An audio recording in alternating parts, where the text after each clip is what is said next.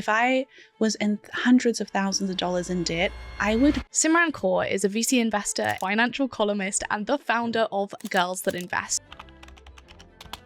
There are millions upon millions of dollars that are being spent to encourage you to go into debt. What does an action plan look like? When you have debt, if you put your head in the sand and you're like, I'll just deal with it another day, it just keeps growing. So when it comes to debt, there's two ways that you can deal with it. Women having more money lets them make more choices. That's how we empower ourselves. I'd love to know how you educated yourself on the markets. If you're like, okay, I hear you, Sim, I want to start investing, the first term that you need to know is, what are the signs that we can use to tell whether we are doing well financially? I love this question. What proportion of our salary should we be investing? Should we be investing in cryptocurrency? This is probably the hardest tip that I've ever had to share.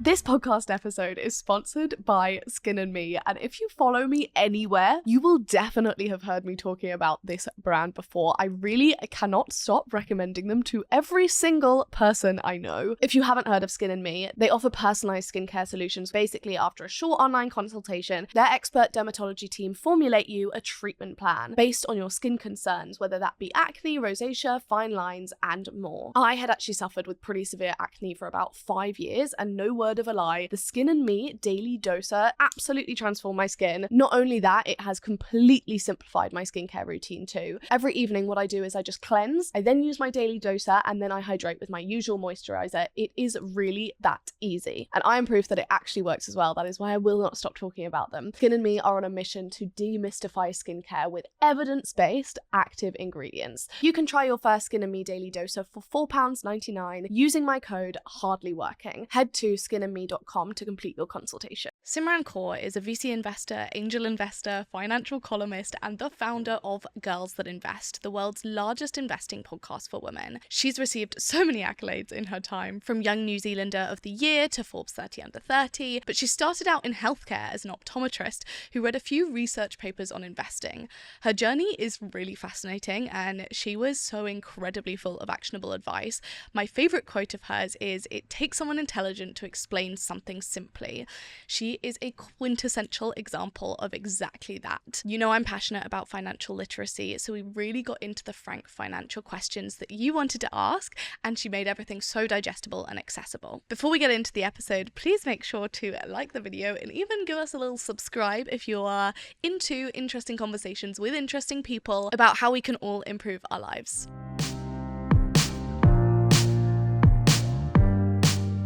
Thank you so much for joining me. Thank you for having me. I could not be more excited for this conversation. I feel like we are very aligned in a number of areas. There are so many exciting things that people talk about online, and I find the most exciting of all of those things the really interesting information, education, how we can empower ourselves by knowing more. That to me is life improvement more than kind of some of the glow up stuff. So I absolutely love that from you, and I think that what you've done is absolutely incredible. Thank you. That means a lot. I completely agree. When people talk about how do we empower women, my answer is always, well, women having more money lets them make more choices. That's how we empower ourselves. And being able to feel empowered with the information to know, what you should be doing with that and how to keep hold of that, or how to make it make more money, and all of those different things. We spend a lot of time talking about finances on this podcast, but also generally kind of how important it is to know the information that you need to know to give yourself a great life. And I really respect any people who spend a lot of time online making sure that other people have that information. I start every episode by asking each guest whether you feel like at the moment you are more working hard or hardly working. Well, this week I am in the UK and I'm here for work, but tomorrow I'm going to Thailand for 2 weeks, no phone, nothing. So working hard until now, and then I will be hardly working. Are you off right after this podcast? I am flying to the airport. Oh my God, do we have champagne? Prosecco? I'm very excited. That is so exciting, and I'm so jealous. Would you like a +1? Would you like to come? Yes, I really, really would. That's a good answer, and I feel like the importance of sharing rest and recuperation could not be overstated. And I'm very glad that you're getting that time off. I would love to know, especially for anyone who might not be familiar with your career, a little bit of a whistle-stop tour of how you got to where you are now so that we can have some context. Yeah, of course. Well, my name is Simran. I'm an angel and VC investor from New Zealand, but I didn't start off that way. I didn't start off in the world of finance. I was an optometrist, which is crazy. And you were talking earlier about your eyes hurting and not wearing your glasses, and that stressed me out a little bit. But I started off in a family that was very like, hey, Sim, you should go study, work hard, get a good career, and save your money. And that's what financial success is. And somehow you'll be able to afford a home and do all of that. And I just thought, okay, that makes sense. And I felt like I did the right thing, went to school, studied optometry for 5 years. And on the side of that, I just had a passion for being creative. And I would start these e-commerce websites, grow them, sell them. And I would take the money from that and initially spend it all on Sephora. Like all these Sephora packages would come to my parents' place. And then I realized that maybe that wasn't the right thing to do with my money. And so I started just learning more about investing. And I took investing elective papers at university. Elective papers in New Zealand are when your degree says, hey, you should do a couple of papers outside of, what you're usually doing. And I went and studied financial markets at Yale, which again was just like an elective paper that you can take. And I realized that investing is actually not that hard. And it really angered me because I'd spent my whole life, being this like science person that was like, oh, well, I can understand this, but money, finance, like numbers, I'm not a numbers person. And so I started investing and it started to make sense. And I used that knowledge to, I guess, grow my wealth and start putting my money into different things, mainly the share market, mainly index funds, nothing crazy. But I realized that there were a few things that started to happen that other people were reacting differently to. And so what I mean by that is in 2020, March the 13th, the share market dropped. And that was a really good thing because I was like, oh, shares are cheaper. That's like, I don't know, going to a skincare store and all your favorite skincare products are like 20% off. Like, I love this. And I went to work and all my colleagues at work were like, this is really scary. I'm losing money. I'm going to pull money out of my retirement account, right? Like your reaction is like my reaction. That's not what you do. That's not what you do. And so that's when I realized, hey, there's actually a gap between very intelligent people that are, doctors and optometrists and pharmacists and lawyers. All my friends are amazing, but no one's talking to them about investing. And let me just share my journey.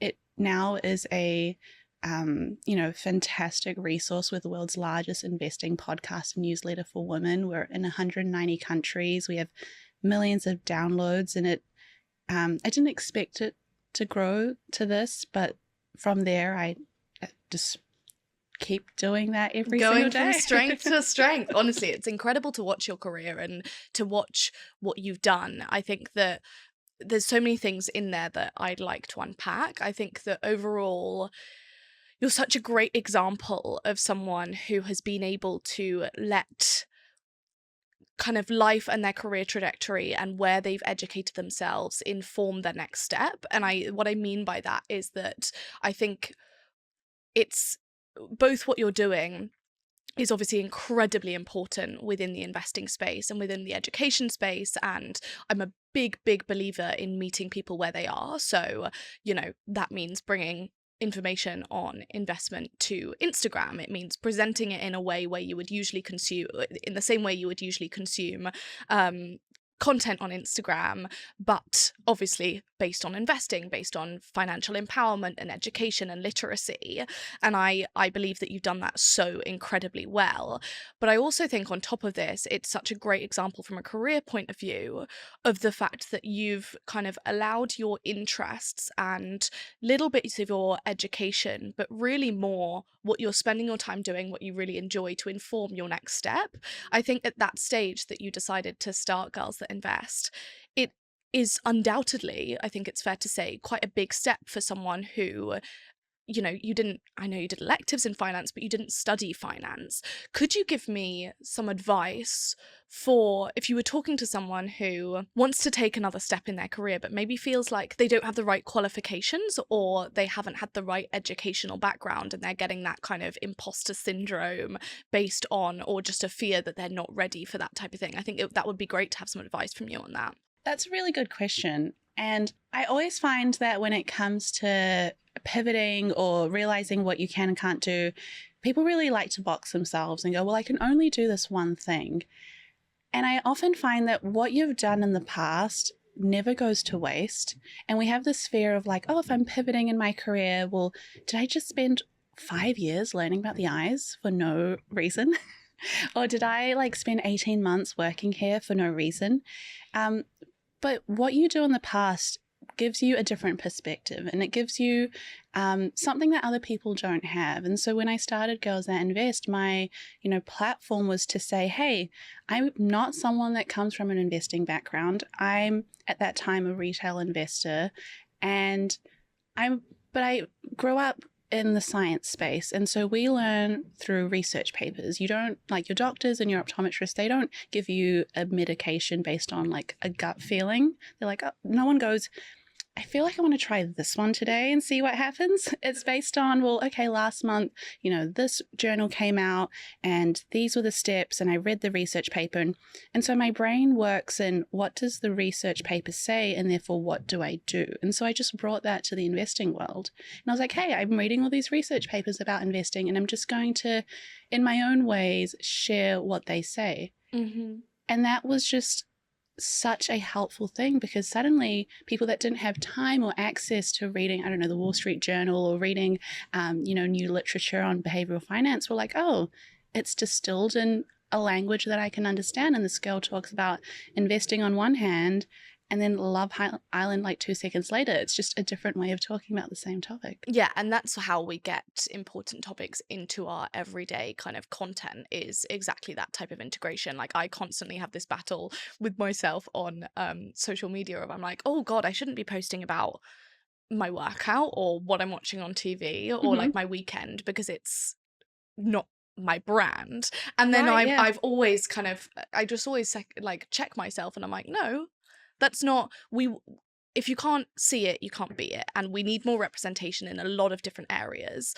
And me just sitting there being like, I have a business, I have a business, I have a business. Like it's not, it makes it inaccessible. It doesn't make it a full picture. And like that is the beauty of social media when you can really get it right in terms of being able to give like a fuller representation. And I love what you said there about essentially using your difference and your perceived lack of qualification as a different angle. Like essentially what you've done is said, yes, this is not my educational background. And do you know what that means? Rather than that meaning that I'm unqualified, it means that I understand people whose education is not in finance, and therefore I am able to educate people on investing as someone who was also earning a salary that wasn't from a bank and was, and was investing this in terms of what I wanted to be able to invest it in, and actually seeing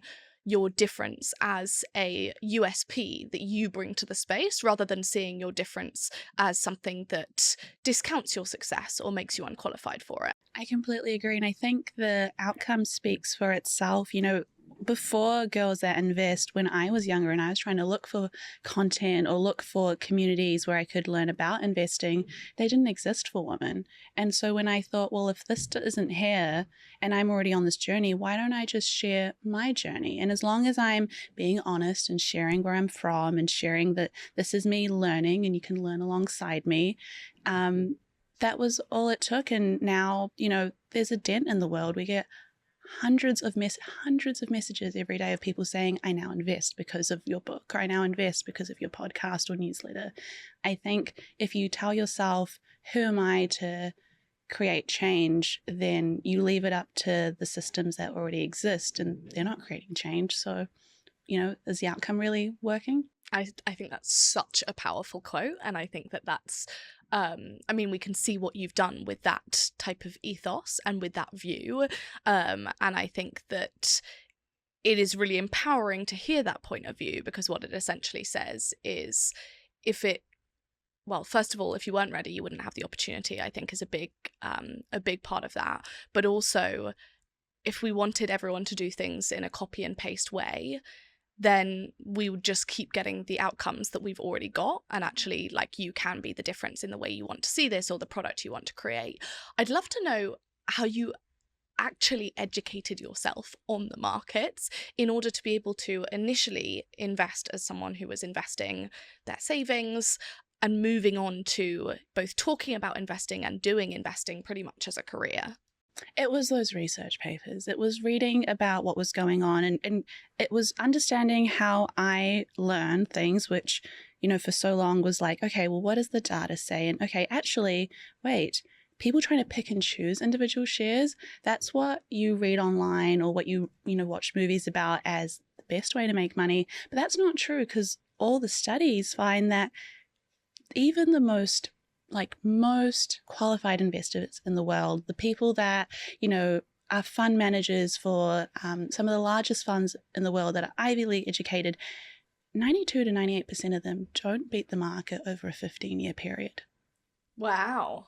92 to 98% of them don't beat the market. And so we think that maybe I should try and pick and choose what's doing well, or maybe, I'm really interested in this company and that company, but if the best of the best can't do it well, this is their job, then I'm going to realize, well, maybe I should just put my money in funds and diversify and have a little bit of a portfolio, maybe 5 to 10% of speculative investments, which is a jargon way of saying picking and choosing companies. But when you look at that, then suddenly everything else just becomes noise. Do you think there's a part of that, though, that makes it a little bit scary to get into investing? Like, if someone told me that the people who were highly qualified were not beating the market, I'd be like, oh, well, there goes my chance. That's a really good point, actually. When people say beating the market, what it essentially means is, well, if I can't beat the market, maybe I should invest in the market. Right. And so I think that's the way I took it. If you look at the results of a fund called the S&P 500, which is just the top 500 companies in the US, so it's like your Apple and your Amazon and your Google and your Microsoft, the performance of that fund over a 40-year period has its ups and downs. So, you've got the GFC, you've got the Gulf War, you've got the dot-com bubble, COVID-19 recently. But the trend of it eventually is a upwards trend with lots of little ups and downs throughout. And what the data shows and the papers show is, well, actually, if you invest in the market, just in that's a much better way of hedging your risk than trying to pick and choose. Right. No, that makes a lot of sense. And I think that's where understanding is so important, because I think that that's exactly where people feel isolated from something like investing, because I'll see something like that and be like, whoa, well, that's me disqualified. Whereas actually what I can see there is a great opportunity to be able to break into it without even having to do much, because if you're following the market, you're not needing to be like sitting there on your own little trading desk, which I think is the way a lot of people see investing. I think especially over the past few years, this like rise in, well, the representation we see online of personal investors. I'm not talking like hedge fund managers, I'm not talking bankers in general, although probably still similar, but like people who invest their own money and have been able to do very well off it. It's a very specific look and profile. I would say that it, like, the way it's represented is very like, you didn't see my Lamborghini outside? I was literally about to say. You didn't see my 5 Rolexes when I came in? And the fact that you're a man. Yeah, like, as in, that's really, to me, what I've seen when I've even tried to like dabble within the space. Mm-hmm. And I think that means that it gets a bad rep in some ways, but also because it's represented as so too good to be true, especially around things like cryptocurrency, I think that it makes it feel like there's only a few winners, you can't be one of them, therefore sit with your money in your bank account and that's the safest thing. And I think one of the best things I've learned about investing recently is that when your money's in a bank account, it is at risk because essentially it's not going up with inflation anywhere close a lot of the time. And I think that's what really kind of hit home with me. I was like, oh, either way, we're putting it in some sort of bank account. And of course, you shouldn't be investing more than you can lose, especially not if you're doing anything like day trading. But actually, like seeing it that way, to me, I was kind of like, oh, this is why we need to be really empowered on this. I have a gripe with how when men do things, it seems really difficult. And when women do things, it seems like sweet and easy. Like careers like nursing and teaching, which were predominantly done by women in the past, are like, oh, that's so sweet. She became a nurse. And if a man in a suit does something, it's like, well, I guess it's kind of difficult. Do you know what? Even like, I think about that type of thing a lot. What I've never truly stomached is the fact that, and this is like internalized misogyny, the fact that when I'll see you posting about investing, I'll be like, amazing, you've made it so accessible. That's great. I'm not saying it's easy, but it's accessible. It's, you know, something that we've kind of accessed and therefore we can all do. Whereas when I'd see a man's like investment page, I'd be like, this person has done this like really difficult thing and is therefore like teaching down, if that makes sense. Do you get what I mean? I mean that in the least. I think that's like internalized misogyny. It's because you've made it accessible. Whereas I'm not sure I would say about a man's page, he's made it investing accessible. It's more that they're like have shown what they've done. I have a quote that I love. Well, it's not really a quote, it's just something I say. It's now a quote. It's a quote when it's on the podcast. It's a quote now, thank you. Which is, you know, it takes a really smart person to explain things simply. And if someone can explain something in a way that feels like simple and light and easy, it's because they get it. Versus if you're listening to someone and they're using big words and they're like, yeah, so capital markets and securities and this and that, he doesn't know what he's talking about. Because if he can't teach me in a way that a 5-year-old would understand, then is he just regurgitating words?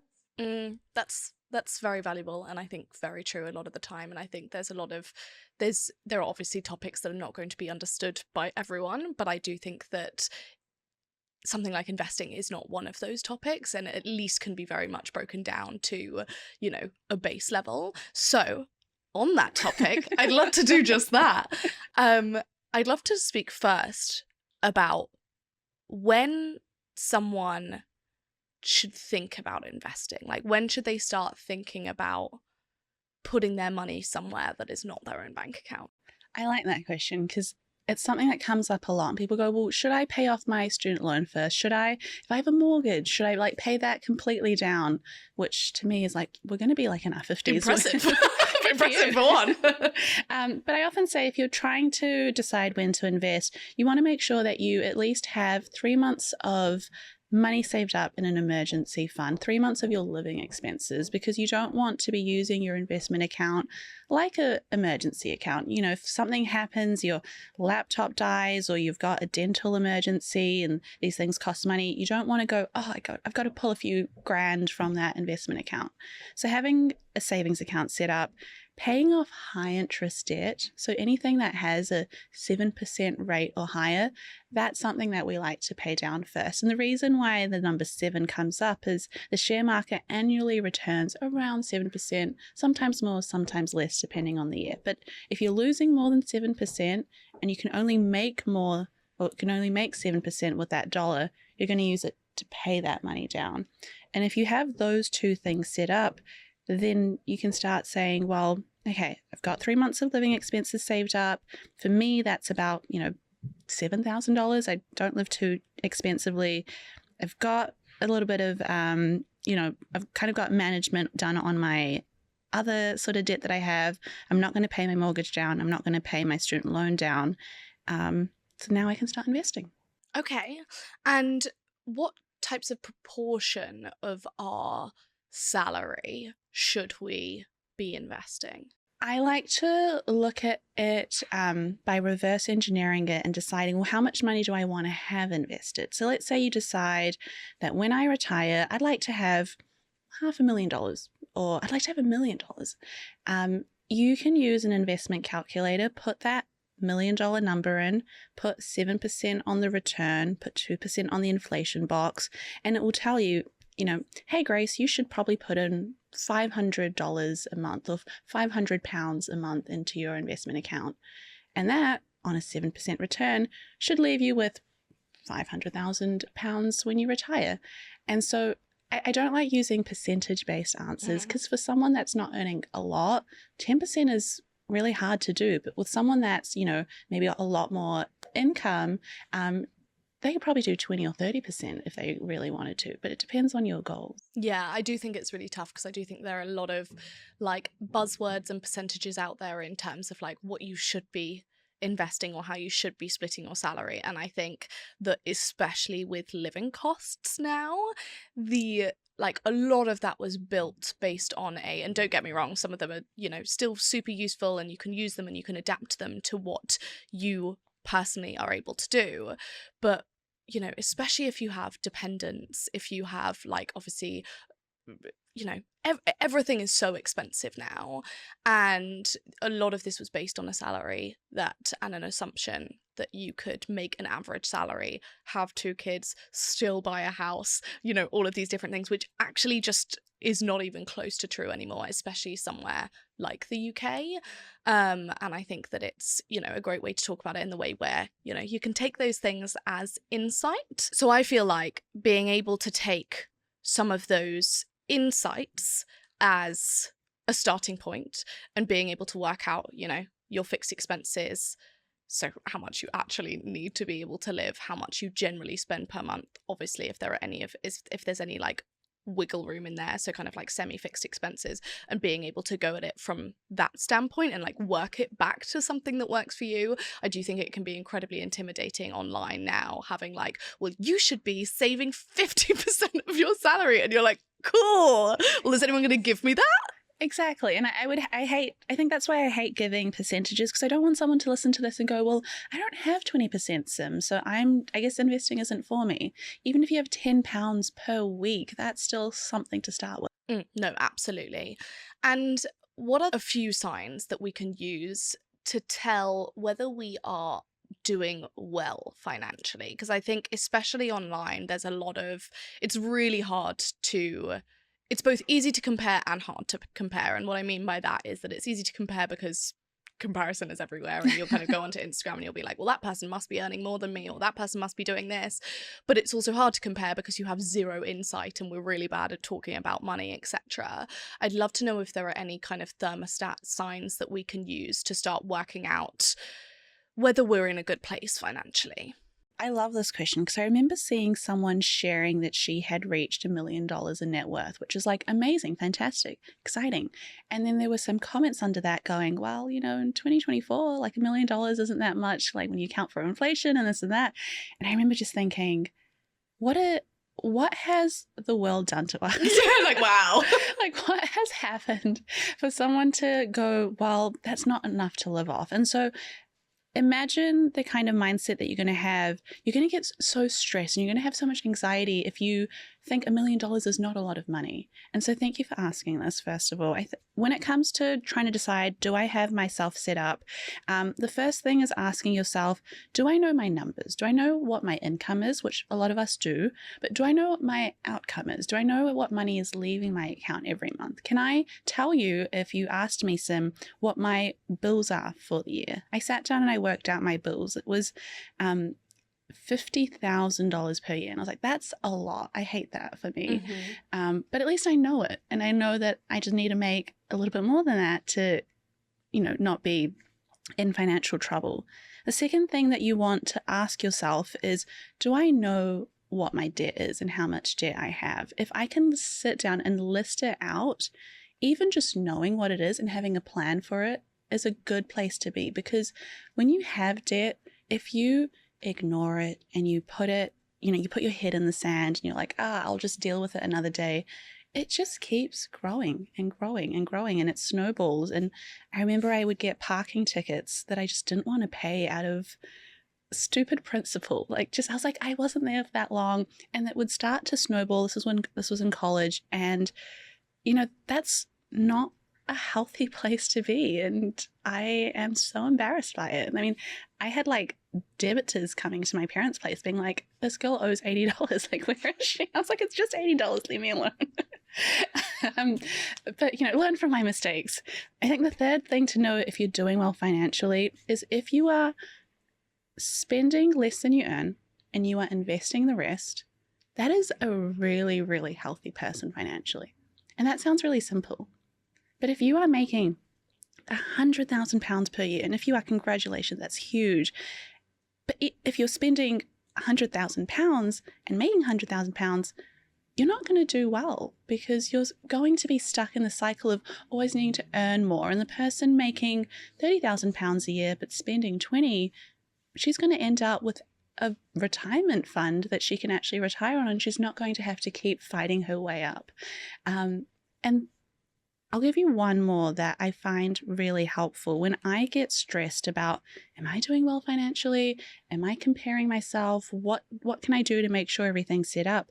Having automated systems with your money, having your bank account set up in a way that you get paid, and you get paid on Monday, and every Monday, $50 goes into your short-term savings account, $100 goes into your long-term savings account, $70 goes into your bills, and then another one goes into a account just to spend and have fun with. That's someone that has their life together. And if you can say, oh, I've ticked off like 3 of these things or 4 of these things, you're actually doing really, really, really well financially. I love that. And I think that's really simplified. I think that the most important part of what you said there, or what like has hit home most to me, is that if you're making more than you're spending and you're investing the rest, you're in a good place. And obviously we've got to take into account things like debt and all of that you've already highlighted. But I do think that that's one of the real downfalls of comparing yourself to people online who you perceive to be earning more than you or in a much better place financially, where actually we obviously have absolutely no insight. Even if you've seen a screenshot of that person's Shopify or like whatever it might be, like there's a lot of that. And don't get me wrong, like I remember one sales day that we had that I was like, oh my God, like this has completely blown me away. And I do think it's very important to be able to have some transparency about these types of things. But I do think that like you have no idea. We see people who are like mega rich go bankrupt all the time, and I think that's all you need to see. Like as you said, someone who's earning 30,000 and spending 20,000 is actually technically making more per year than the person who's earning 100,000 and spending 100,000. And I think that's such a good lesson to be able to concentrate on yourself when it comes to your finances, and don't allow whatever you perceive of someone else's finances online to sway you to either feel bad about yourself or to feel like you're not doing enough. If you are doing those things, you are doing well. And I think that what you also said about debt, and I'll stop speaking in a second. What you podcast, please, I'm enjoying this. Silent. No, but what you also said about debt and saying like the most important thing is just not to put your head in the sand, I think is very valuable and very honest. And I think that the amount of people who have issues with some debt from some areas, and I'm not talking student loan debt or mortgage debt, but you know, payday loan debt, Klarna debt, whatever it might be, where it's really, really easy to put your head in the sand. And that is also going to exacerbate the issue. And I feel like there's so much guilt around it, and there's definitely not enough conversation around debt. And I just think that being able to have frank conversations, just being like, the first thing you need to do is acknowledge it and make a plan, because that is not going to go away until you've done that. And there's so many ways to accrue debt now, because it's really quite easy to, that just understanding that probably the worst thing you can do is put your head in the sand. I'm glad you brought that up with the idea of debt, because at the end of the day, so many people, they look at debt like a personal failure. And yet there are companies that spend, you know, I won't name them, but there's companies that spend millions upon millions of dollars per year targeting millennial and Gen Z women to spend more, to take up payday loans. And they make them beautiful, and they make them seem like good choices. And sometimes when they're used well, they absolutely are. But to be, you know, penalized for paying late for something that you probably, you know, shouldn't have been buying in the first place, but someone else has convinced you to, that's really hard. And when you get rid of the guilt of being bad with money, if you get rid of, Women in the UK could not get credit cards until 1974. Man went on the moon in 1969, I'm pretty sure. We went to the moon before we could give women credit cards. You could not open a bank account without your father's involvement. Until the 1980s, you could not get a mortgage on a house as a single woman. You'd have to go to a bank and they'd be like, go get your dad to co-sign. And if your father wasn't in the picture, your mother wasn't enough. You literally could not buy a home. And so we think like, oh, I'm a woman, I spend a lot, I'm bad with money. Like, you weren't allowed to be good with money until very recently. And now we flipped the script from being unable to be in control of your finances as a woman to being like such a tool for marketing and such a tool for money making for, you know, all these big corporations. And I think a lot, and we've talked on the podcast before about how women are depicted as spenders and really irresponsible with money, despite the fact that all the statistics show that women have more savings, that they invest better, like all of these different things. And it is like, it's kind of designed in a way to make us feel a little bit shit about it. And actually, I do think what you said about like, once you remove the guilt, you get to a point where you just need an action plan.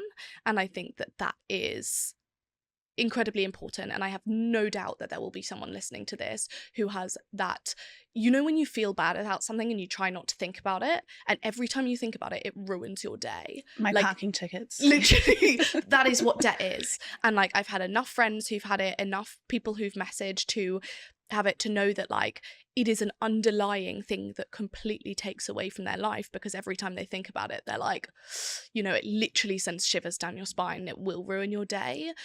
I'd love to speak a little bit closer on like, what does an action plan look like for someone who's listening to this and thinking, yep, this is me, like, good to hear about it, good to hear there are other people, but like, I really need to do something about this. What would you encourage for them to do?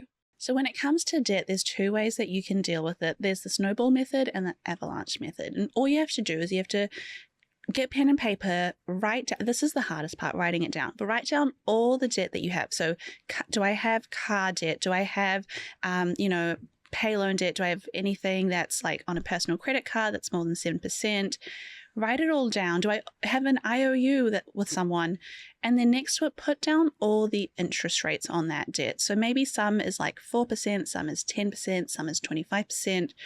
And write down on a third column how much money is in that. So, is it a $3,000 loan? Is it a $15,000 loan?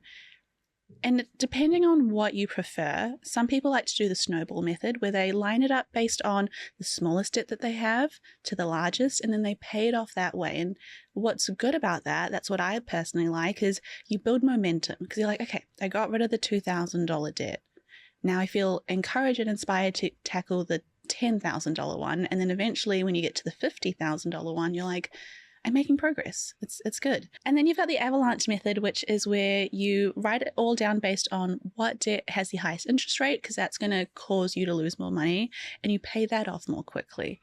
Nothing is more powerful than accountability. So tell someone, make it a Google Doc and share it with your best friend and say, hey, every month I want you to come and check and make sure I have crossed these off. And if I haven't, please say something. And I think this is the hardest one of all. This is probably the hardest tip that I've ever had to share, but tell someone that you're in debt. It's not easy, and we feel shame, but I truly believe, and I know it's easy to say now in the financial position that I'm in, but I don't believe that my worth has anything to do with how much money I have. If I was in hundreds of thousands of dollars in debt, I'm still a worthy person. I'm still a good friend. I can still go and tell my friends and have fun. But tell your friends so that they can help you and hold you accountable. When I was in a position where I needed to get better with money, I would go to, like, my friends keep bringing this one story up. I don't even remember it. But they were like, you came to get ice cream with us and you just didn't buy ice cream and you just sat with us watching us eat ice cream. And they're like, we felt so bad for you, but that was my choice. I wanted to save. I had a goal to get rid of debt, or I had a goal to, save up for something else. And your friends will understand. And if they don't, That's a blessing to let go of friends that aren't here to help you in your journey. And there's something so powerful about telling people that takes away the kind of stigma that you've put on yourself. And, you know, as we've talked about, that stigma comes from all different areas, but just like the relief of being able to tell someone and being like, now I've told someone, and obviously tell a responsible friend and someone who's not going to use it as gossip or whatever it might be. But like, tell someone, or your mum or your sister or your dad or like whatever, like, tell someone and use that as the first step to share the guilt, even if you're not going to get rid of it yet. And I don't mean to put that guilt on them, but I just mean to literally, like, a problem shared is a problem halved. And actually just being able to be like, do you know what? I have this problem. Yes. Can take away so much of it. Let me tell you this hilarious story of when I was 13. This was right at the beginning of e-com brands really existing, and I'm not going to say the company that it was, it's still around today, but I had £25 a month. So I got £25 a month as like my expenses money, pocket money, whatever it might be.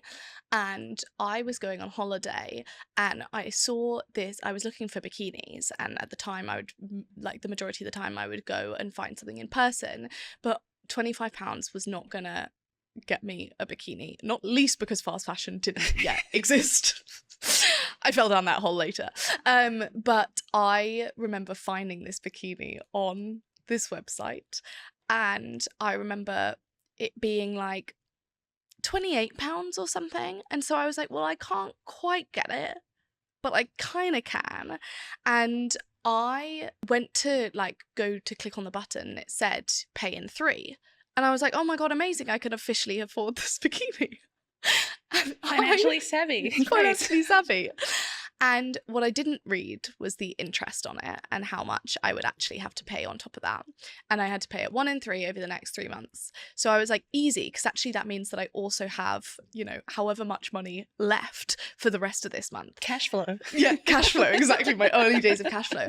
And I bought that bikini and I didn't set up a direct debit. So I'd obviously had to come back and do this. And I was 13 at this point. So like, I don't have a fucking clue how to set up direct debit. But on top of that, I probably didn't have like a good calendar system. And so I just forgot to pay it back the next month. And this is very off-brand for me now. But the next month, I remember seeing the bill and it was suddenly like over £50. And I was like, oh, well, first of all, I only have £25. But second of all, by next month, based on this rate, it's going to be fucking like £75 to £100.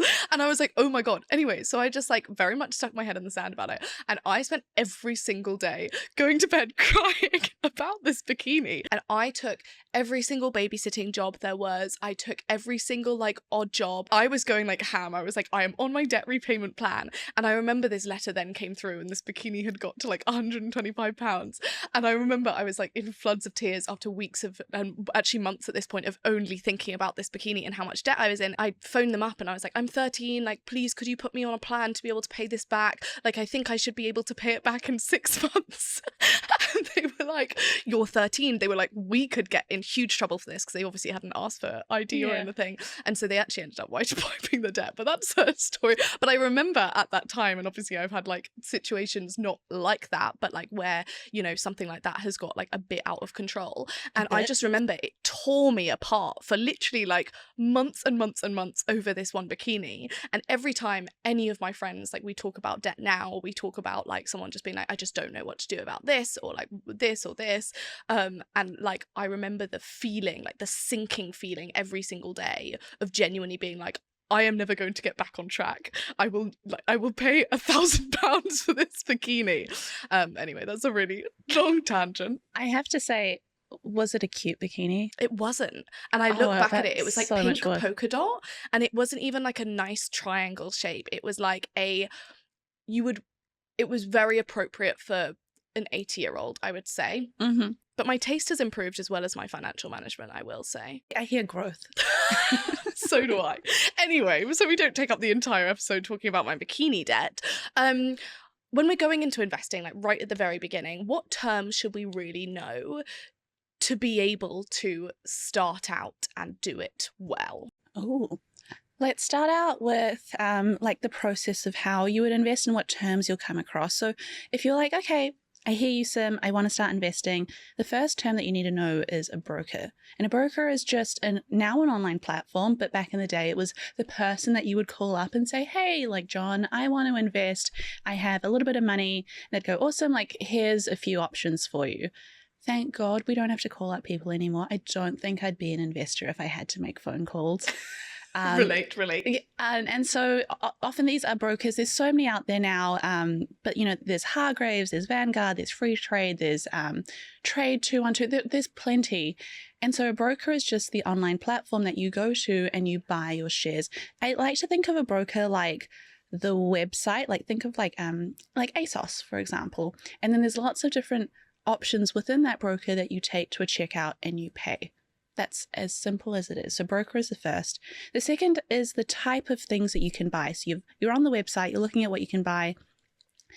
And it starts to get a bit confusing because there's index funds, there's exchange traded funds, and then there's individual investments. And the best way to break down all three is shares or stocks. They're the same thing. People get them confused, but there's just so much jargon that doesn't need to exist. It like really gets to me.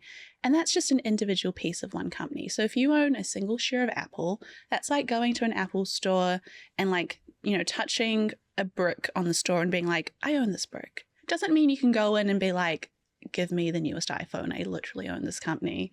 But it means you own a little piece of that company. And if the company does well and other investors think the company is valued more, then your individual piece is valued more. So you might buy it for, $100 and then it's worth $150 after a few years. And then you've got funds. And funds are basically a basket because rather than trying to pick and choose individual different companies, you might go, well, that's really hard. And Sim said earlier that 92 to 98% of professional fund managers don't pick those companies really well. So maybe I'm not going to. And so a basket is just filled with 100 or 200 or 1,000 different companies. You're buying a piece of that basket. And so if you put in $100, your $100 is spread across all those companies. And those baskets can be index funds, they can be mutual funds, they can be exchange traded funds, and that all starts to sound really confusing. So I'll leave you with one to begin with because I don't want to overwhelm anyone. But the most popular one that you'll hear about if you talk to any investor is an index fund. And that's just a basket filled with an index for a list of the top 100 companies in the UK, for example. That's the FTSE 100. Or the top 500 companies in the US, which is the S&P 500. And so that's a really great way to get started because if, Tesla does really poorly, which it is right now, it kind of drops down on that list. Maybe it was number 10, now it's number 20. And so your investments automatically reshuffle. And then AI is doing really well. So NVIDIA shares are going up. That's a chip manufacturer that AI needs. And so those shares go up. And so the percentage that you have invested in that goes up. And because it's all computerized, it's not requiring a lot of fees. And I invest in venture and I angel invest now as well. That's very high fee orientated. And, if you're investing in a hedge fund, they're taking 20% of your money, whereas an index fund is taking 0.08%. So quite a difference. And so suddenly you go, okay, I know what a broker is. I know what a share is. I know what an index fund is. But, people keep talking about capital. What on earth is capital? Capital is just money. Like people talk about capital markets. It's just money. People say like so-and-so company raised $20 million in capital and it sounds really exciting. They just fundraised. It is no different to like Girl Scout cookies being like, we made $100 today. People invested. It seems so overwhelming. And it's this idea of what I was saying earlier. If you put a man in a suit and they say words, we think it's really complicated. It's just another language. But once you learn the language, it's actually really easy. And so when you're taking those first steps, and for example, you've decided to put some of your savings from the month in an index fund, should you just set it and forget it?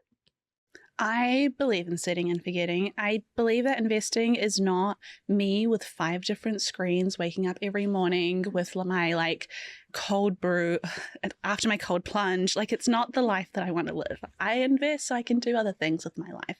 Money is great, and I'm sure we'll talk about it later, but it's not everything. And investing is just something I do to give me choices and freedom of time to do other things. And so investing should be as exciting as watching paint dry.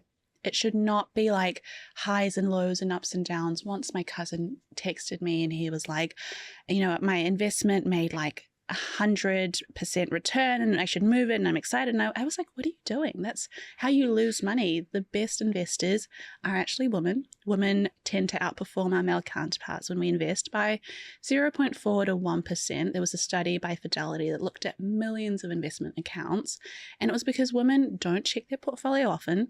They invest in the same thing, usually broad market funds, and they just have an auto invest set up so that every month, maybe $200 are put into their account. They don't worry about it. The news says, hey, this is happening or that's happening. I was a share market columnist. I used to write these articles. But even I knew that this is just information, but this is not going to change how I invest. No, I think that's really valuable. And should we be investing in cryptocurrency? Oh, I think that investing should be something of a spectrum. And you can start off with sort of lower risk investments like index funds or exchange trade funds, or even just, having your money in a high interest savings account. That's still an investment in itself. And then you move across the spectrum and you get to like blue chip companies or blue chip individual companies that are known very well, things like Coca-Cola, it's probably not going anywhere. Then you have your high growth companies. And then on the other end of the spectrum are things like Bitcoin, cryptocurrency, NFTs, remember those.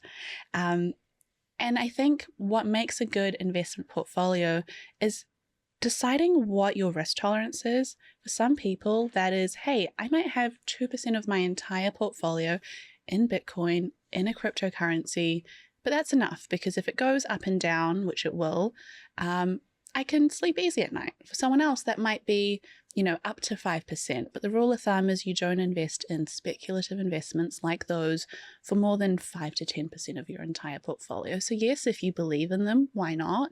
But if the ups and downs of it are going to cause you to not be able to sleep easy at night, then that's when you realize, hey, what I'm investing in is not aligned with my risk profile and something needs to change. Yeah, and I feel like a lot of investing or conversation around investing online is very trend based and very trend led, because that's obviously that's what explodes, and that's what people are suddenly like, I just made $1 million on Bitcoin. I put £1 in 3 days ago. And that's like very much the kind of storyline. Incidentally, I did just check my like random Shiba Inu stock that I bought like 4 years ago. How's it doing? The thousands. Made £5,000. So lunch is on you. Oh, yeah, exactly. Lunch is on me. Anyway, I was really, really impressed with that the other day. The only reason, as I said, I very much set that and forgot that. And I was like, the other day I saw some press about it, and I was like, wait a second. I was like, I'm going to go check that one. Anyway, what is your take because I will say that there were other kind of cryptocurrencies in there that had gone completely down to zero, so that's worth remembering as well. But I would love to know what your take is on investing in trends. Investing in trends. I believe when you invest in a company, you should imagine asking yourself, would I buy this entire company? Like, let's say, let's use like Apple as an example. It's one that everyone knows. If you would say, hey, I want to buy a share of this company, if someone was offering you the entire company of Apple, that's like something you have to own for, like 5-10 years. Would you buy it then? And if the answer is yes, if you're going to hold on to it, absolutely, that's a great investment. If you're buying, an alternative coin and you're buying it because you're like, I actually think there's value in this and I can see myself holding it for at least 5 years because I see the benefit of it, then yeah, you should absolutely invest in it. But if it's a investment made on the hopes that you make quick money, there's just no quick money. And for every crypto millionaire, there are people that have lost hundreds and thousands of dollars in crypto. And I often talk about my own experience, like investing was something that I've been doing for a long time and something that I've been doing to slowly increase my wealth. But investing is not the reason that I can, I'm not jumping on private planes. I'm not going out and, paying for fast delivery on my Uber Eats. Like, I don't have that kind of, cash flow. The ultimate luxury priority delivery. Who does that? And how do they get there faster? Do they just speed? I think they don't go other places first. Okay. Because I have been known to do it. The rumors are true. I do That's crazy, occasionally, Grace. but it's only when, for example, I get home really late and I'm like, this is going to be an eat dinner and go to bed situation, or if I feel like on the verge of. I also do have a blood sugar issue, so maybe it could be, medical expenses. And you get to save those 2 minutes that they took quicker to get to you. Exactly. Which productivity, really? Yeah. Working hard or Spend hardly money working. to make money, baby. Time is money. So I'd like to talk to you quickly before we end about, I've heard you speak before about the fact that you've achieved everything that you could ever want to achieve. First of all, I think that's amazing. Congratulations. Thank you. But on top of that, that you don't necessarily always feel fulfilled. And I'd love to just hear a little bit about that from you. Of course. I took down my vision board because I achieved everything that was on my vision board. That was a really nice feeling.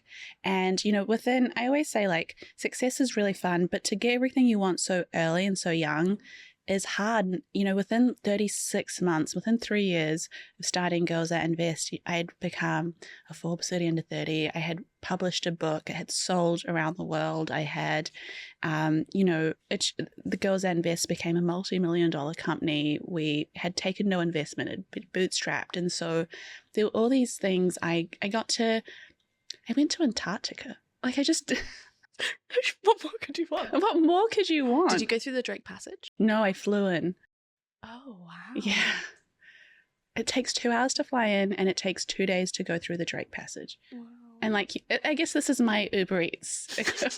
Yeah, see, I wouldn't do that. But I'm really pleased for you. Thank you. And I came on this trip to speak at the House of Lords, and this is my second time speaking at the House of Lords. I've gone around the world and done the most amazing things and met the most amazing people.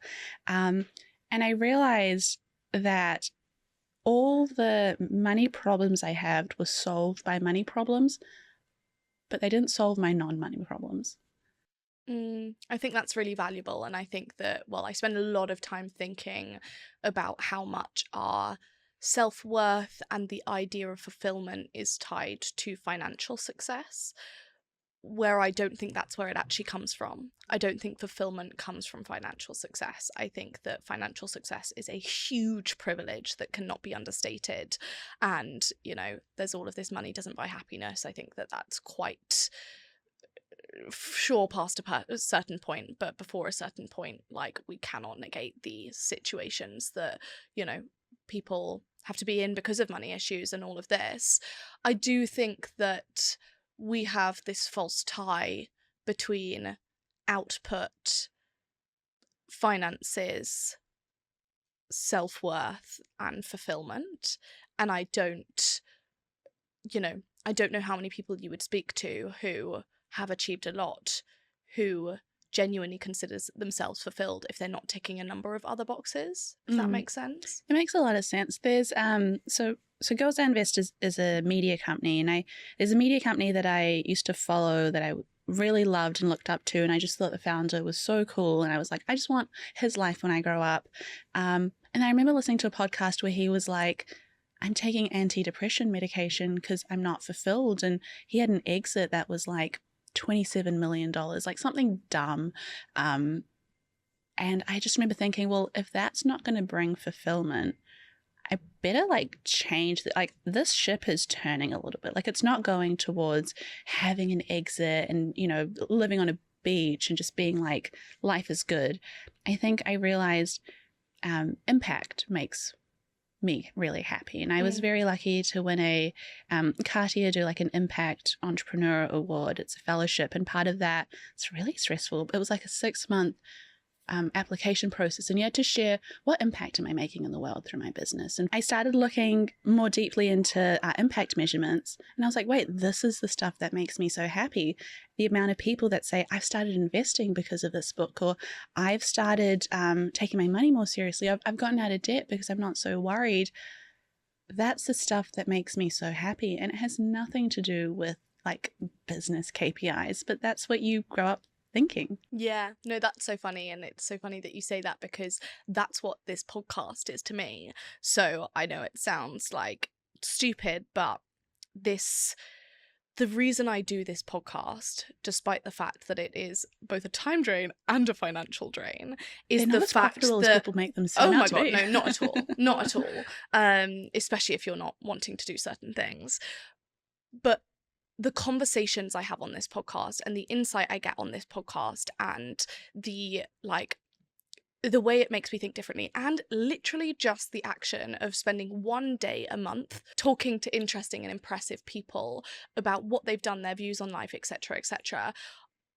I enjoy that so much as part of my month that that is exactly why I do it. And I think that this is the first thing that I've actually done that not hasn't been financially driven, because of course there are other reasons that I do everything else, but I actually introduced this being like, what do you enjoy in the day-to-day? Like, I love working in the Tala office, for example. Like, one of my favorite things is spending time working on product and sitting in rooms of like intelligent people, problem solving and working through issues and all of this, and I love that so much. And I was like, great, I enjoy that part of the journey. There's so much of that journey that I also don't enjoy. I enjoy this part of the journey. I enjoy doing the actual thing, and that has to count for something. And I think if I'd looked at this podcast 3 years ago, I would have looked at the financials for it and I would have been like, in the end, what it works out as, not worth the time and the effort and the drain it has on, like, you know, it's a huge investment. But I sit here and I always have a good day. Like, I always love it. And that, if I'm in the position for that to be enough, then why just not do it because I could make more money doing something else? Like, that doesn't make sense. We interview millionaire women on the podcast, and we had one last week that she said something that stuck with me so much. She said, and it was almost annoying, you know, when you ask people how they got famous or wealthy and they're just like, it's just happened. She said, I followed my curiosity, not my money, and my curiosity always led me to doing things that I was just so good at and passionate about that the money just followed. I think that's a really great example, and I think that's really what you embody. You just do what you enjoy and the rest of it comes. Yeah, absolutely. And to get to that point is obviously a huge privilege, but when you are at that point, being able to value things other than output and productivity and finances, I think is starts to be a very good decision, especially when it's a marathon, not a sprint, and we're going to be here for a very long time. We could have honestly done a whole nother hour talking about like productivity and output and the impact it has on our self-worth, but another time. For another day, we will absolutely have that conversation. I'd like to end by asking what the best piece of advice is that you have ever been given. The best piece of advice I have ever been given is to not compare myself to other people's journeys. And that is very hard to do. But I've learned that I've been really lucky and I've been very privileged for the rooms I've been able to go to and the people I've been able to meet. But the wealthiest, most successful people are not always the loudest. They're not the people that have the Lamborghinis and the cars. They're not the people that have the things that you attribute success to. And sometimes when you're, especially online, and you're looking at someone's life and you're comparing yourself to their feed, they could be in hundreds of thousands of dollars in debt to afford the lifestyle that they're living. But you don't know that and you don't see that. You know, that like brand new BMW, they're probably paying off very slowly. Or that trip that they took, they're still 5 months later paying off the credit card debt for that. And when I stopped caring about what other people were doing and just said, this is what I'm trying to do, this is the impact I want to have, like, I just became so much happier. And I blocked a few like productivity accounts off my page. That really helped too. Really? Tell me more about that. I'm not going to say their names, but every time I'd see them, it would just, my cortisol levels would rise and I'd be like, do I need to be doing more? And just, it's not their fault that they exist. They're helpful for other people, but that's not how I get motivated. And I don't need to see it. Yeah, I think that's really valuable as well, because I think that for some people, that's exactly what they need to see. And for other people, that's exactly what they don't need to see. And I really encourage, like, that's what I think is so important about knowing yourself and knowing, are you the person who tends towards not doing that, or not working hard enough, or not having a strong enough work ethic, and your version of self-care is actually needing to push yourself further? Or are you the type of person who tends to like self-flagellation and being like you need to do more and like you're not doing enough and all of that, in which case you probably don't need to be opening your phone to that. And I think understanding yourself and where you sit within that is one of the most valuable things we can do, because that's exactly how we take information online and are able to digest it in the right place to, you know, for ourselves. Like there have been, like, that's changed so many times over the years for me, whether it's about following fitness accounts, whether it's about following business accounts, whether it's about following investment or finance accounts. Like it kind of comes in waves, and it's all about knowing yourself and where you are at that point. Absolutely. And there's no shame in it. And it just made me realize, like, there's inner work I need to do. I need to pause seeing this. And human brains are not made to see, like, get up and work content every single day of our life. Yeah. It's not normal, and I shouldn't have access to it all the time. Completely agree. Well, thank you so much for joining me. You've been incredible, and what you do is unbelievable, and we all feel very lucky to be able to cheer you on from the sidelines. Thank you. This was amazing. I had so much fun.